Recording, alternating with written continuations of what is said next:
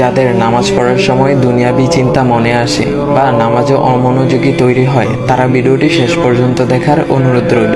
হযরত আলী রাদিয়াল্লাহু তাআলা আনহুর কাছে একজন ব্যক্তি এসেছে।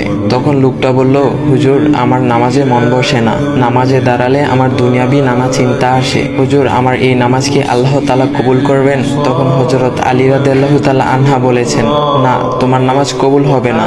তখন লোকটা মনে অনেক কষ্ট নিয়ে চলে যাচ্ছেন। এমন সময় রাসূল সাল্লাল্লাহু আলাইহি ওয়াসাল্লাম এসে হযরত আলী রাদিয়াল্লাহু তাআলা আনহুকে জিজ্ঞাসা করলেন, ইয়া আলী, আপনার কাছে লোকটা কেন এসেছিল? এসে দেখি মন খারাপ করে চলে গেল। কেন, কি হয়েছে আমাকে বলুন। তখন আলী রাদিয়াল্লাহু তাআলা আনহু বলেন, তিনি আমার কাছে জানতে এসেছেন যে নামাজে দুনিয়াবি চিন্তা আসলে নামাজ হবে কিনা। আমি বলেছি, না, তোমার নামাজ কবুল হবে না। রাসূল সাল্লাল্লাহু আলাইহি ওয়াসাল্লাম তখন বলেন, ইয়া আলী, আপনাকে আমি একটা চাদর উপহার দিতে চাই, তবে একটা শর্ত আছে। আলী রাদিয়াল্লাহু তাআলা আনহু খুশি হয়ে বলেন, ইয়া রাসূলুল্লাহ, কি শর্ত তা বলুন, আমি আপনার সকল শর্ত মেনে নিব।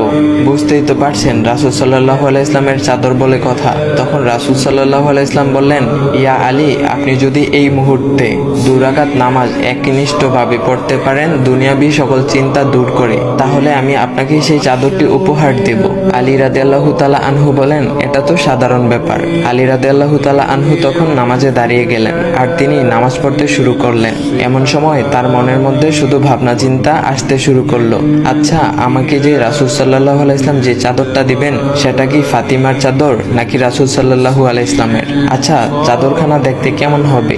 এই বিভিন্ন বিষয় নিয়ে ভাবতে লাগলেন। তিনি ভুলেই গেছেন যে দুনিয়াবি চিন্তা নামাজে আনতে রাসূল সাল্লাল্লাহু আলাইহি ওয়াসাল্লাম নিষেধ করেছেন। এর মধ্যে আলী রাদিয়াল্লাহু তাআলা আনহুর নামাজ পড়া শেষ। আলী রাদিয়াল্লাহু তাআলা নামাজ শেষ করে রাসূল সাল্লাল্লাহু আলাইহি ওয়াসাল্লামকে বলতেছেন, ইয়া রাসূলুল্লাহ, আমি আপনার শর্ত মেনেছি, এখন আমাকে চাদরখানা উপহার দেন।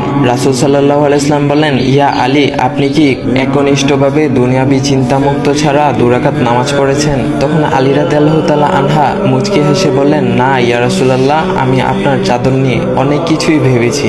তখন রাসূল সাল্লাল্লাহু আলাইহি ওয়াসাল্লাম বলেন, ইয়া আলী, নামাজ তোমারও হয়েছে, আর তুমি যাকে নামাজ হবে না বলে ফতোয়া দিয়েছো, তার নামাজও আল্লাহ তাআলা কবুল করে নিয়েছেন। শোনো আলী, দুনিয়াবি চিন্তা দ্বারা নামাজ বাতিল হয় না, নামাজ মহান আল্লাহ তাআলা কবুল করে নেন। সকল ফরজ নিয়ম কানুন মেনে নামাজ পড়লে নামাজ হবে ইনশাল্লাহ। তবে আমাদের সকলের উচিত নামাজ আদায় করার সময় একমাত্র আল্লাহকে স্মরণ করে নামাজ আদায় করা। নামাজে দাঁড়ালে দুনিয়াবি চিন্তা মাথায় আসে, এটা শয়তানের একটা ফাঁদ।